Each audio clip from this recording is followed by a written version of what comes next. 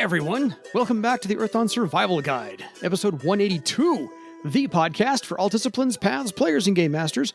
With your questers, Josh and Dan, I'm Dan. I'm Josh.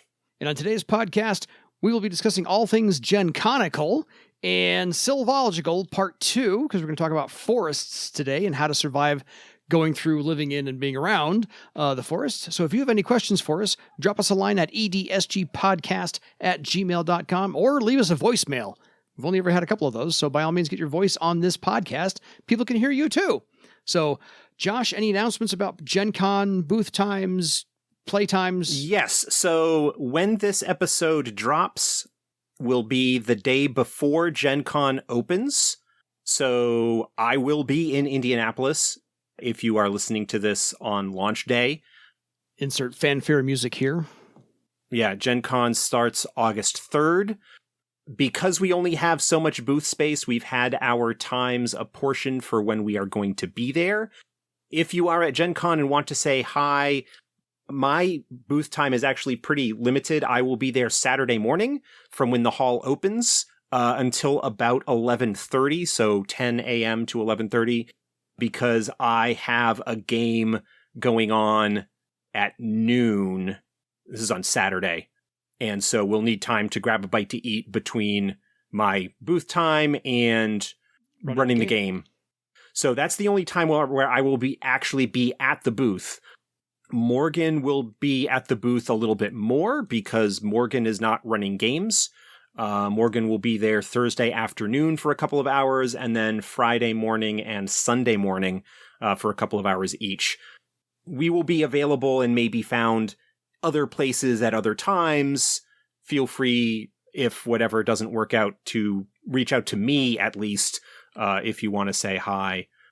And that's cool because I'd like to do that. I can certainly meet somebody at the booth. There's just no space for me, so we'd have to find another place to kind of move slightly out of the way to converse or whatever.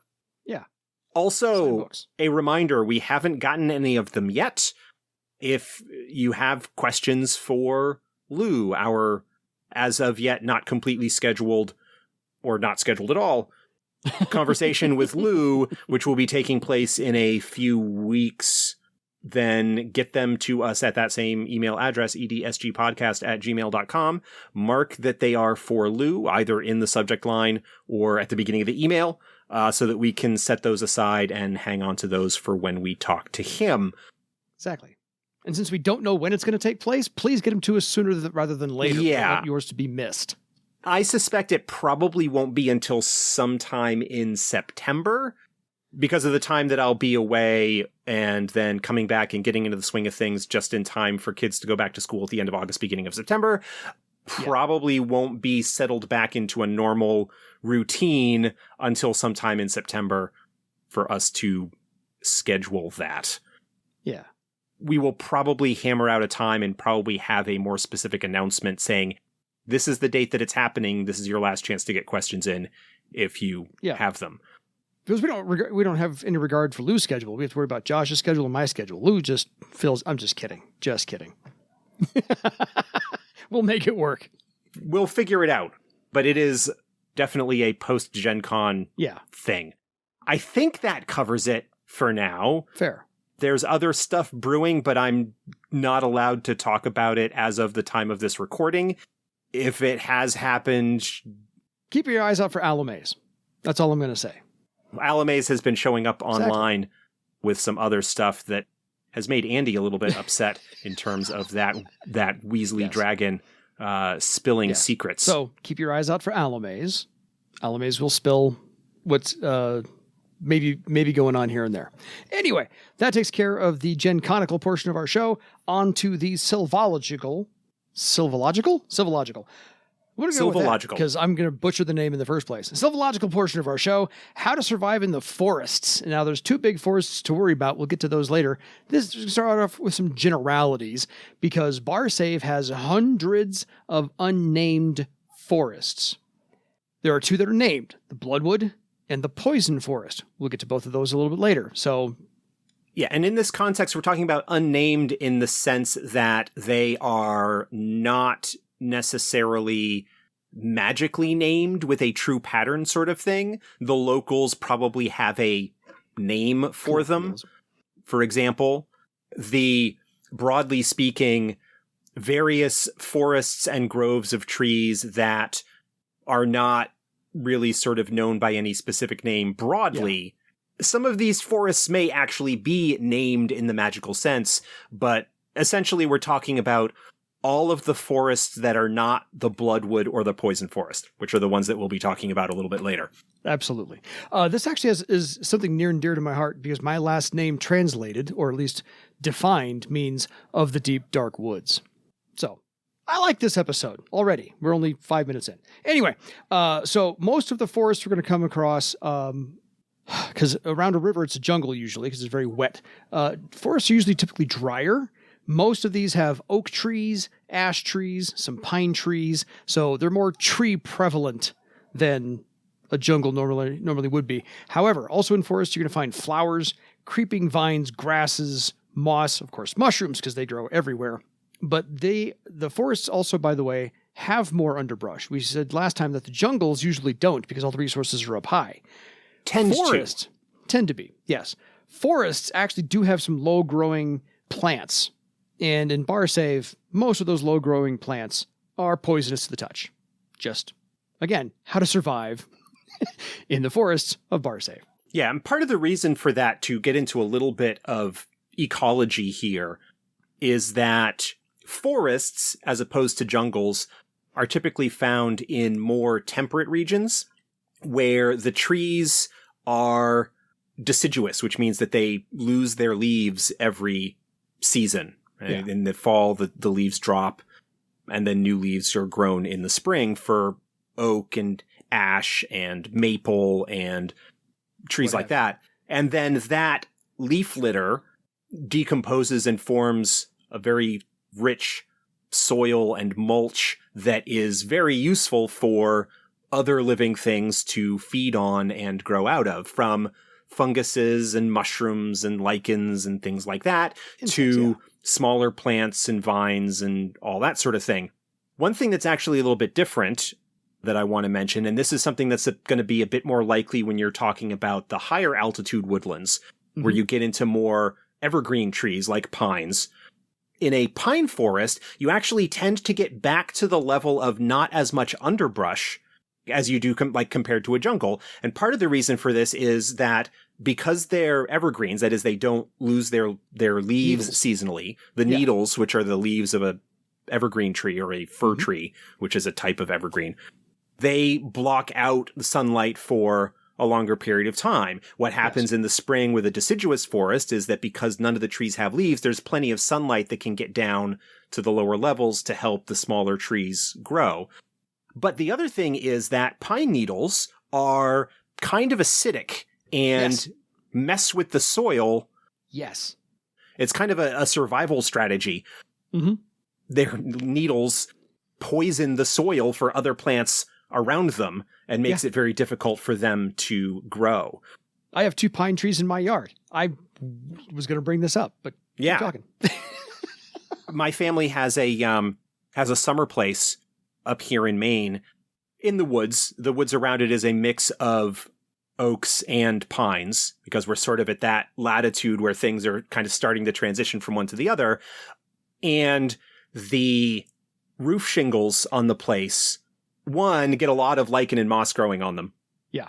But 2, you need to go up there and periodically sweep off the pine needles. Otherwise they eat into the shingles and cause problems potentially with leaks and whatnot. They're not going to cause any problems for the actual structural wood underneath it, but the asphalt shingles could run into some problems with that, especially where they're also getting chewed into by lichens and moss. Yes. But anyway, that's something to sort of keep in mind if you're not familiar. I know that probably a lot of our European listeners, particularly those in the more northerly parts of Europe, are probably familiar with the sort of thing that we're talking about. Totally. Yeah, those of you in the Sahara Desert have no idea what we're talking about. But no, underneath my pine trees, grass does not grow because there's a nice bed of pine needles that needs to be swept up every once in a while. But man, nothing grows under there. It just, no. So. And actually, related to that, I don't know if this is something that was sort of on your list to cover later, but it's a good segue. Hit me. A good shelter can actually be found underneath pine trees. Because you have an area that is sort of cleared out and doesn't have other grass and undergrowth and things like that, the canopy of the pine above it can actually have a little bit of a sheltered space, particularly if you're in a colder weather or dealing with snow and such, like we kind of talked about with the mountains. Exactly. So it's all tying back together. Totally. No, I have my tallest pine tree in the backyard actually has a couple of branches cut out, and my kids use that as a kind of hidey hole when they're playing tag or Nerf tag with Nerf guns. So yeah, clear out a couple of branches there. The the long, extended, low hanging branches will just drape down like an umbrella. So yeah. Use that as shelter. And typically, it's not uncommon for those lower internal branches to actually be effectively dead and easy to break off for folks to use for kindling to actually build a fire and things like that. Oh yeah, and all these dead pine needles are fantastic kindling. They will just light up like a match. So, and in my backyard, underneath that tree, a rabbit family has made their warren. So, not sure where it lives, but there's a groundhog in our neighborhood that I've seen around. Yeah. Fair. So we talked in the jungle that water eventually wins every battle in the jungle. The question in forests is, of course, where to get potable water, that you can actually ingest and keep yourself alive with. There are, of course, streams in forests. There are some lakes and there are some ponds. When you get water, the essay was wonderfully descriptive in Earth on Survival Guide book, that if you're going to be doing this, if you happen to be upstream, it's a lot safer because occasionally, in Bar Save especially, if you come across a pond or a lake that has a carcass on the shore, not a great place to get water from because the dead thing is either poisoned the water or the water is already poisoned and made the thing dead, or there's a horror there, something along those lines. So if you see any floating fish, very dense algae or algae, algae blooms. Yeah, our algae for our British listeners, because I'm pronouncing it their way and both ways. Be careful of those things there. So any thoughts or comments on water foraging? Elementalists with a purify water spell. Yeah. Super handy for that. Even if you don't have an elementalist with that magic, if you boil the water beforehand, that can make it safer when it comes to at least traditional toxins and microbes and things like that could make you sick. That's certainly a case. I could certainly conceive of a magic item similar to the pot of Groomba, for example, that is a sort of magical pot that you could put water in and it would effectively cast purify water on the water that you put into it. I imagine that would actually be something that would be a useful magical item. I imagine that people actually probably would have come up with that. I don't know that they're actually game stats or anything like that. But hey, look at the enchanting chapter of the companion.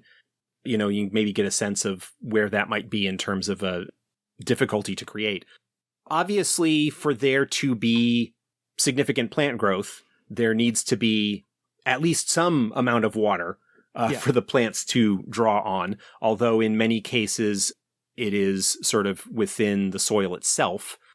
So you will, have ponds and lakes and streams and whatnot growing in and around and that sort of thing. But yeah, algae blooms are nasty because it typically means that the carbon dioxide levels in the water are out of whack because typically the algae are, as plants usually are, feeding off the carbon dioxide. And if the water is that poorly oxygenated, then fish and other creatures that normally live in the pond or whatever are probably not doing so well. Exactly.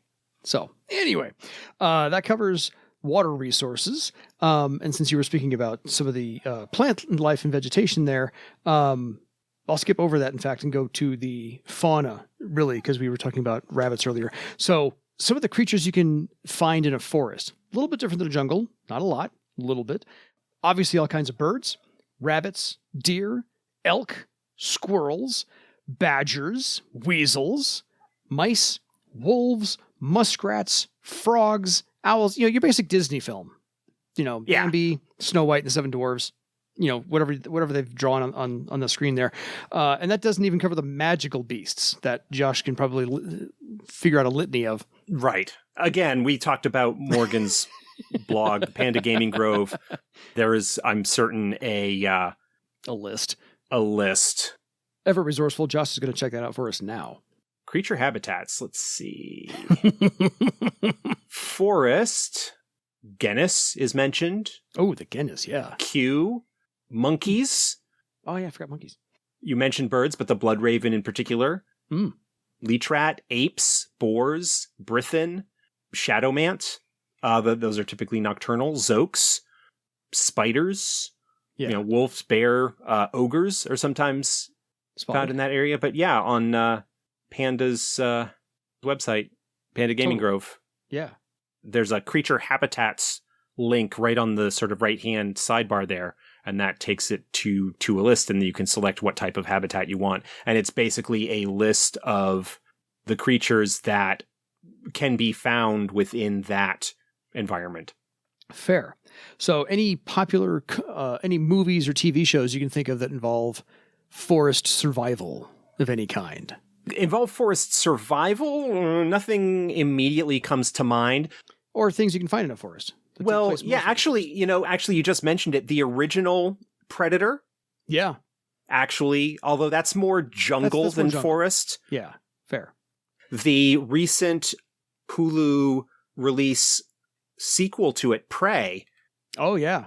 Which is That'll do. Predator, but set in colonial era North America, dealing with, a native American tribe woman fighting the predator in the forest and the plains somewhat, I think. So that's something that works there. You don't get much of the survival aspect of it, but frequently like Robin Hood movies, because of Sherwood Forest, will have like a woodland environment that the merry men and Robin operate out of. Yeah. I was thinking First Blood. First Blood, the original Rambo movie, which is kind of different than the others. Anything based off of Jack London stories. Good point. White Fang has had like a dozen different movie versions of it. Those tend to be a little bit more subarctic forests. Fair. Yeah, a little more northerly. But they tend to be a lot more like survival oriented. And so those work not only for forests, but also for the cold and mountainous regions, like we mentioned before. Yeah. Because forests are, in one sense, the default setting. Like one of the, not setting, but like one of the default environments in North America.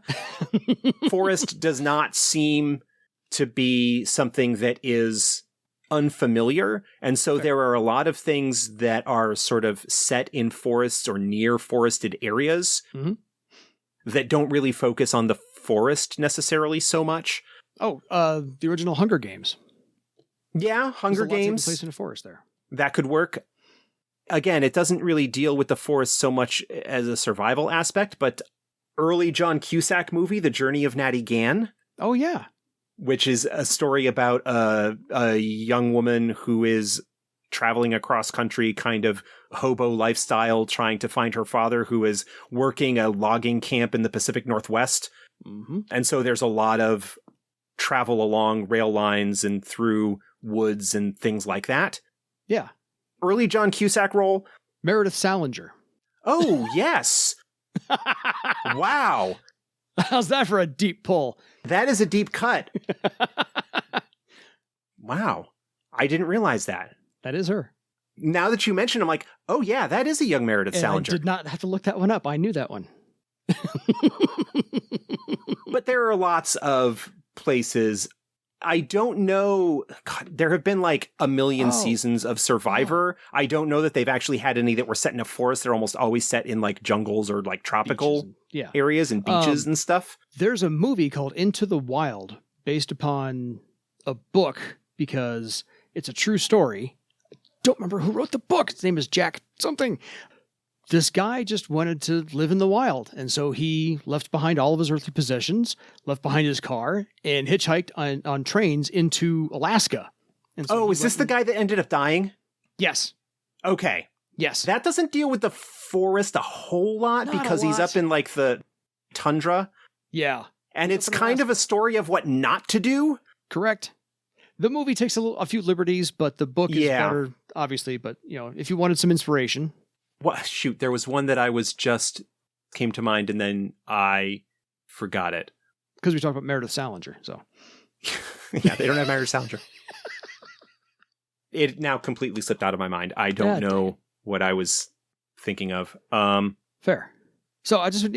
yes. Now I do. Now I remember. Yeah, I knew that. It's like required reading for most school kids up here in Maine. I don't know if they do it as often as they used to, but it used to be like every school would read this, have this be something that the high school kids read at some point, usually in like between like 8th and 10th grade. Yeah. It's a memoir. It is a true story called Lost on a Mountain in Maine. It is by a guy by the name of Don Fendler, who I think now he may have passed away. But he used to like regularly go to schools to talk about this book. It's basically a story of how when he was a boy, it was on a hiking trip with his scout troop, I think, in Baxter State Park, which is the north end of the Appalachian Trail. Yeah. He gets separated from his troop and spends several days alone in the Maine wilderness. Yeah. And sort of it's a memoir, it's a story of that experience. There's also a Stephen King novella, short novel called The Girl Who Loved Tom Gordon. Oh, gotcha. Which is a little bit more, like has a little bit more of a semi-supernatural aspect of it. It's a young girl in this case who gets separated from her family while hiking in the Maine woods, and the like next few days of her experiences in that. Tom Gordon being a former pitcher for the Boston Red Sox who appears in the story as a kind of spirit guide to this girl because, of course, Tom Gordon, at the time that King wrote it, was a really strong relief pitcher for the Red Sox. The girl was like, the relationship with her dad was like really closely tied to baseball. And there was that. And then there was like this thing potentially in the woods that's never made clear whether it's something that's just in her imagination or if it's this actual ancient spirit kind of thing that's stalking her. But that's also got a lot of woodland survival stuff to and spirits, how Earth Dawn-ish, Stephen. Yeah. King. Well done, you. Tying this all back into Earth Dawn. There are plenty of things that you could draw on or look to for inspiration. A lot of cases where the forest, the woods are almost a character in a sense in terms of the environment that they provide. Yeah. I mentioned last time about the Brothers Grimm and the deep forest and fairy tales and folklore like Little Red Riding Hood and Hansel and Gretel and things like that, where the forest is really kind of dark, where if you couldn't feed your kids, you would kind of like take them and leave them in the woods to starve. Yeah. So yeah, there's a lot of that with the presence of the forest as a potentially dark, wild, non-player character, essentially. Semi-malevolent, perhaps, depending on the style of story. A lot of stories, again, kind of talking and connecting into European folklore, whether Western Europe or Central Europe, or even into places like Ukraine and Russia and whatnot, where you've got this sort of Slavic relationship with the woods, and there's a lot of cool stuff that can go on there. I wish I had better suggestions for non-European connections of that. Yeah. But other places, you're typically, again, looking at like jungles and whatnot, as opposed to forest, which are, from something of a cultural approach, tend to end up being a little bit more Western in their sense. Although I imagine, given the terrain of, say, South America, the more mountainous parts, You can probably find similar kind of folklore and stories and legends among some of the natives from Chile and the highlands of Argentina and stuff like that. But I don't have the familiarity with them that I wish I did. Yeah, I got nothing.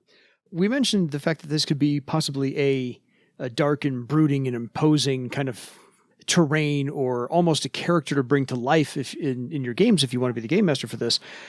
But on the flip side, then there's also the idea of them being bastions of life and survival. It is very common for communities to live on the edge of a woodland and to be able to make their living from it, in a sense of the resources that are available there, the wood and things like that. If you want to get even more classic fantasy, you've got Rivendell and Lothlorien from Tolkien, these sort of epitome of elven woodland. Yes. Protected and shaped by the magic of the powerful individuals that live there, and how those are, in a sense, sort of bastions of old magic, but in a positive way. As opposed to Mirkwood. I can't believe that it took us this long to get to Tolkien. There's like 3 big examples talking about forests. You know, then you've got Mirkwood with the spiders and all of that. I mean, Tolkien doesn't get super deep into that, but there is a lot of cultural osmosis that infests the fantasy genre drawn from those places. Fair. So to that end, the essay goes on to say that the horrors, and we didn't talk about the horrors much in the jungle episode either, because the horrors don't really prefer to dwell in the jungles or the forests, because their very existence there begins to spread their corruption and kill off the vegetation, drive the animals into non-friendly versions of themselves. And so their presence there makes the surroundings a dead giveaway that a horror is nearby. Yeah, that is definitely something that would clue in and could be used as a plot hook or setting thing. Even if there isn't necessarily a horror around, the presence of a dead zone or patch of forest that is twisted or broken or marked in some capacity because of something that might have happened there before. Yeah. You know, you talk about stories again, to get back to the darker end of things, the haunted forest, places like that are taboo in a sense of that you don't go there if you value your survival. Totally. So we've mentioned the flora and some fauna. We haven't actually mentioned any of the name givers. A lot of elves, to Josh's point, like making villages in and around, especially in the forests. You will find windling villages there as well, but higher up in the trees because, wings. And that'll take care of that. Also, not Namegiver specific, but wood spirits and earth spirits abound in the forests. And they certainly can. You've got your conversation pieces and your non-player characters to interact with, windlings especially, elves especially, and other races may be in some forests as well. Humans are pretty adaptable to everywhere they want to go. And then you've got your spirits there as well. So that covers forests in general. Let's talk about the Bloodwood. And then we start getting into the specific ones. We've talked about the Bloodwood a lot on this show. Yes. Not a lot, but we have brought it up many times. We've dabbled. Without getting too much into the weeds on the Bloodwood, because anybody who has listened to the show for a while knows that I can go on about the Bloodwood for quite a long time. Yes. The Bloodwood is an area that I think emotionally and temperamentally, from a story standpoint, should feel like that stereotypical, iconic, haunted forest.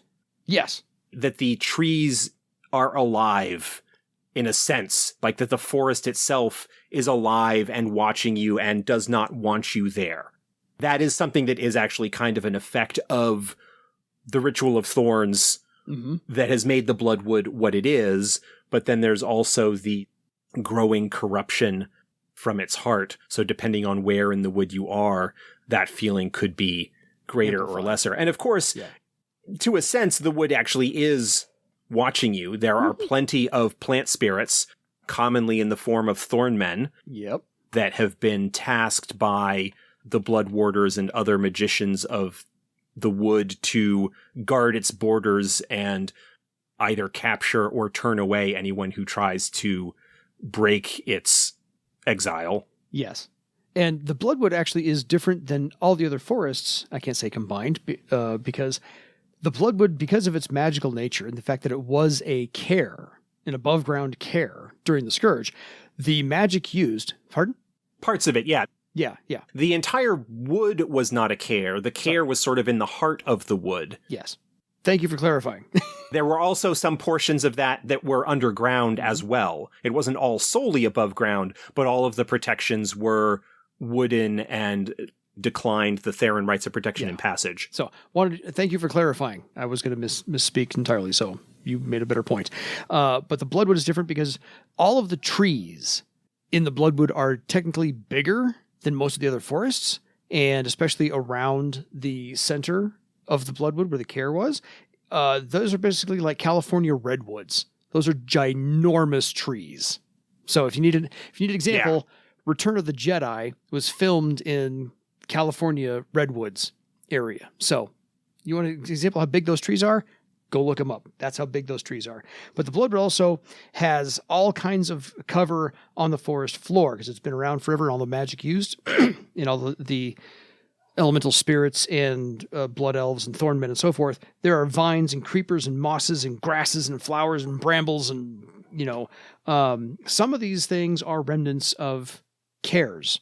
So if you're looking for a different take on a care, go to the edges of the Bloodwood or involve your game around there.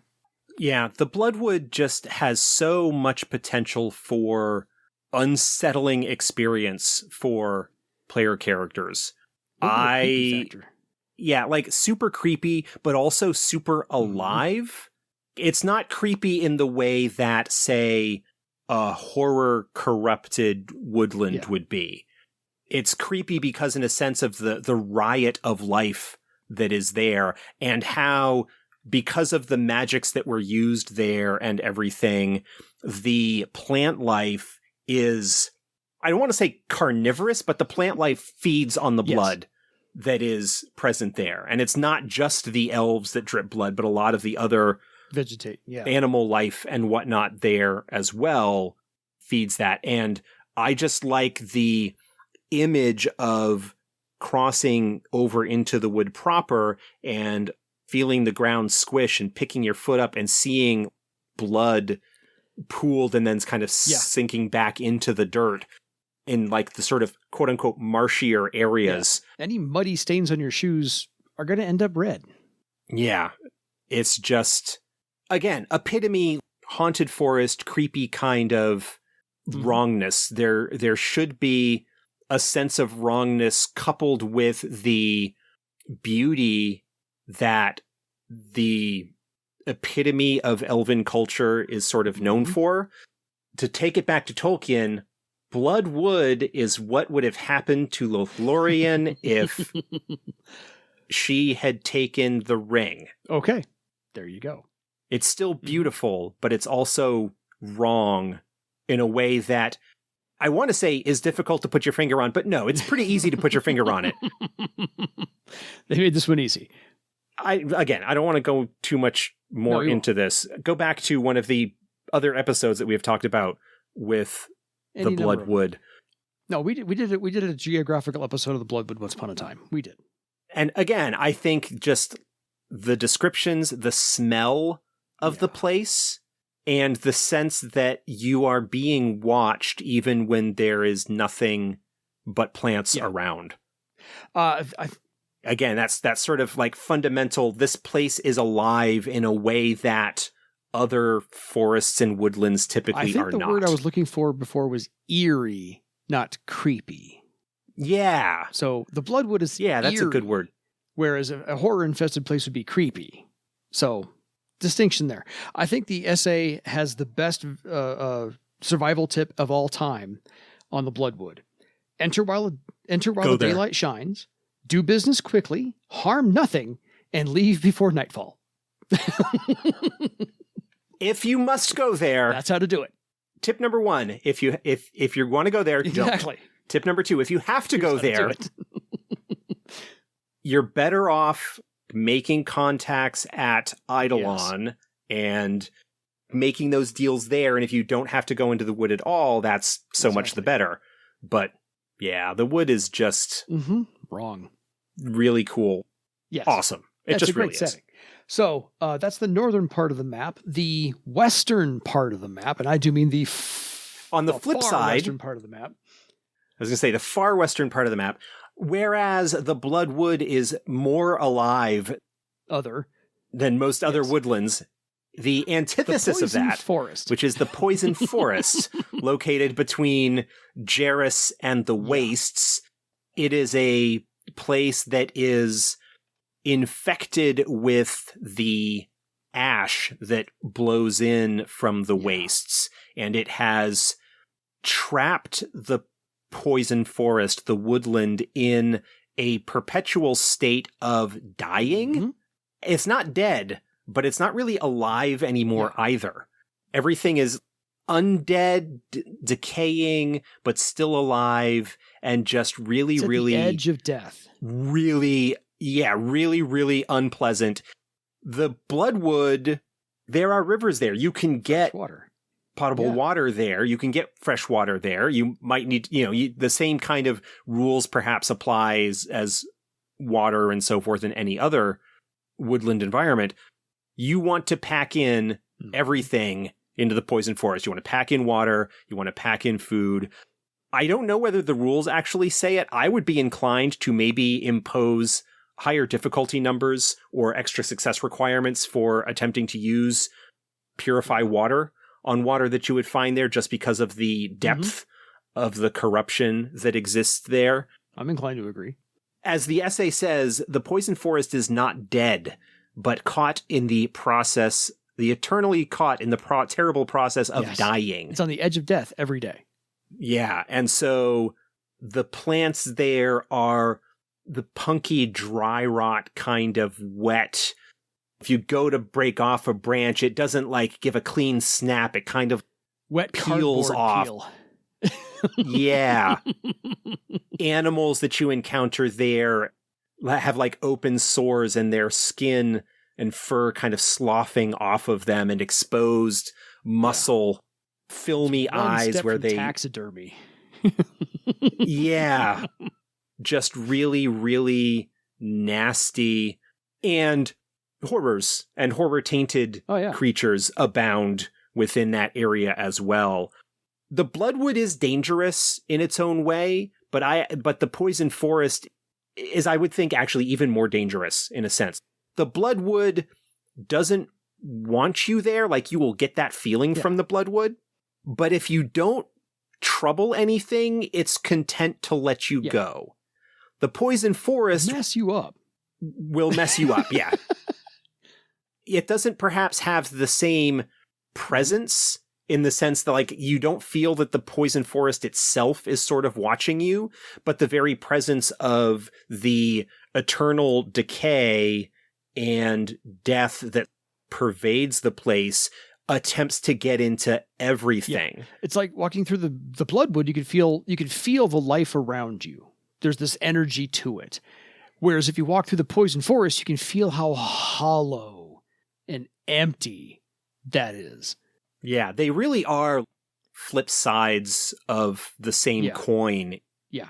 What the magic, broadly speaking, has sort of done to these places, or the effect of the magic, where one is anti-horror in its own way, but still corruptive and dangerous, whereas the other is just dark and evil. It's like a haunted house, but in the woods. It's like a haunted house. So, the poison forest is, by the way, northernmost foothills of the Dolaris Mountains. So, like I said, western part of the map. There could be a few lost cares found within. Explore those at your own peril, if you are very, very curious. Let's engage some other senses, though. The poison forest has this smell, this aroma to it, where it reeks of decay and rot and putrefaction. Yes. The essay says, it smells worse than a battlefield of dead bodies. Yeah. In a healthy woodland, there is a sort of smell to that because you've got that cycle of life that's going on with mushrooms and the natural decay of leaves falling and being broken down into mulch and the worms and the soil and all of that. It's a healthy decay kind of smell. People who do gardening know what I'm talking you about. Smell the loamy earth, as it's called. It's a sort of rich, lifey smell. Yeah, or I mean, the definition of earthy. Smells like not just dry dirt, but wet dirt. So something could grow there. Yeah, whereas the poison forest is desolate. Desolate. Well, the smell of bloated plague corpses, of a battlefield, of a charnel house. The decay that is taking place there is not the healthy decay of the natural cycle of life breaking down the food chain. The recycling of nutrients there. Yeah. This is pestilent meat. Yeah, this is the complete opposite of that. Yeah, you can't even hold your nose to get rid of the smell. It's gonna permeate your pores when you walk through there. The wood that you find there isn't really going to burn very well, and anything that you might get to burn is going to smoke badly and not give off a whole lot of light or heat. Again, wet, bleh, just bleh. Yeah. So describing it to your players should make them want to take a shower. Exactly. So to get some other visuals for you, the trees that are there are all twisted, blackened. They have very few brownish leaves that are all brittle. To Josh, what he said earlier, there's this fine black ash soot that falls from the dark clouds that come over from the wastes, leaving a literal film of black dust over everything. There are no bird calls. There is no breeze. There is no noise. This is the absence of noise. This is the most quiet and silent place you will walk through. You will hear every single footfall. You will hear every single inhale and exhale of breath. You will begin to eventually feel your own heartbeat in your ears as your players walk through the poison forest. People who have experience with forests, whether because they live in the woods or have hiked in the woods or that kind of thing, there is always this background noise of life, bird calls, the sound of animals going through the underbrush. Yeah, the hum of insects. There is sort of hard-coded in our evolutionary background that if the woods fall silent, something bad is present because all of the other animals are trying to avoid being detected. Notice of whatever is there. The poison forest is that all the time. Agreed. So we mentioned spirits in the bloodwood. So if you come across spirits in the poison forest, they are twisted and hideous, as are any beasts or birds or anything else you come across in the poison forest, because everything's in a constant state of decay, which makes them, by the way, the spirits, the beasts, the birds, any active thing, any movable thing that comes, any independent creature there hates all living things. So even the most timid rabbits, monkeys, little tiny finches, they will all attack any living thing in the poison forest. So if you're going to send your party there, yes, it's barren, but be ready for a bunch of encounters because your game master should say, well, they're going to sense the life, and like a zombie horde, they will come after you.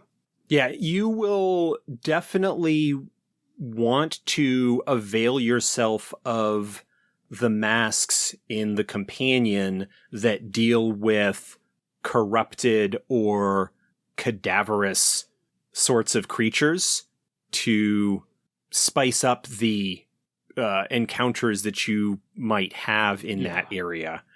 There are quite a few. The cadaverous batch of masks would be really good.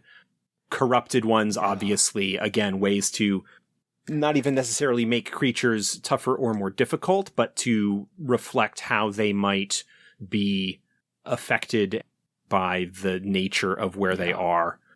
Definitely things to keep in mind on that. So the survival strategy Since you can go to the Bloodwood and find fresh water, forage for fruit, vegetables, whatever not, and edible plants, and occasionally hunt, maybe to your liking, who knows?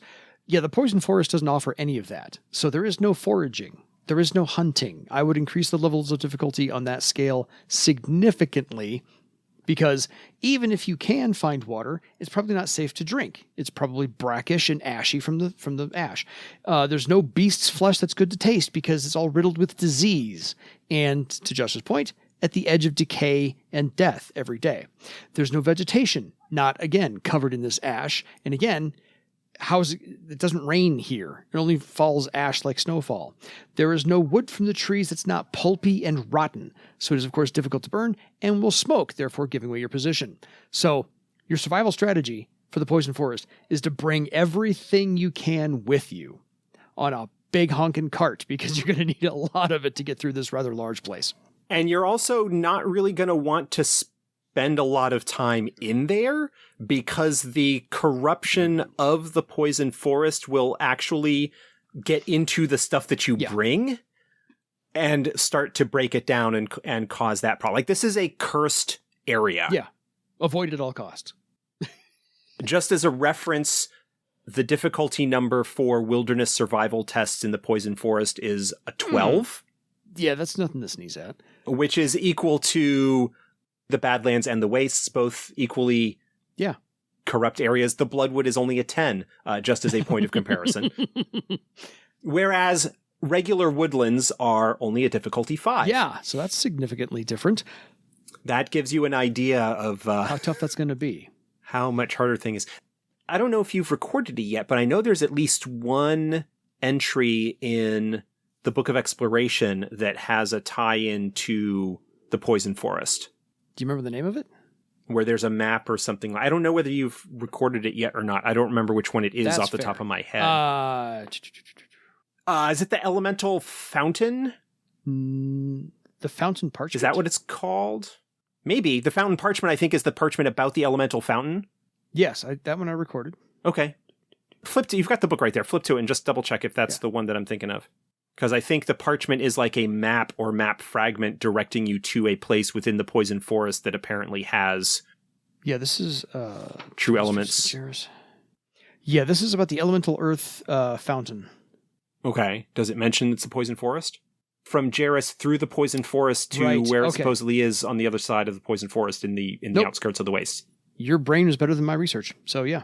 So the Fountain Parchment, that's in one of the Legends episodes.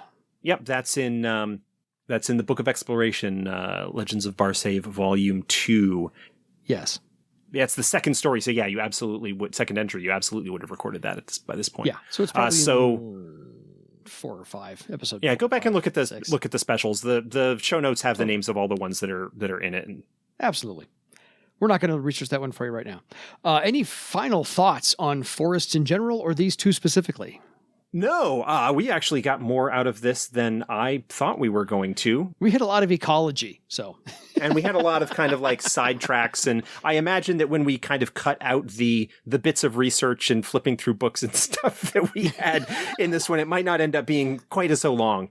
We'll shave 5 or 6 minutes out, yeah. Forests are an iconic fantasy environment. No, totally. Tolkien, I mean, you've got Rivendell, Lothlorien, Mirkwood. There's the old forest at the edge of the Shire that features prominently at the beginning of Fellowship of the Ring, where Tom Bombadil lives. Like, there's a whole bunch of stuff that you can use as inspiration that we've talked about. Totally. So, folks, if you have any questions for us, again, that email address is edsgpodcast@gmail.com. Until next time, avoid the Poison Forest at all costs for your legend. Good night, everybody.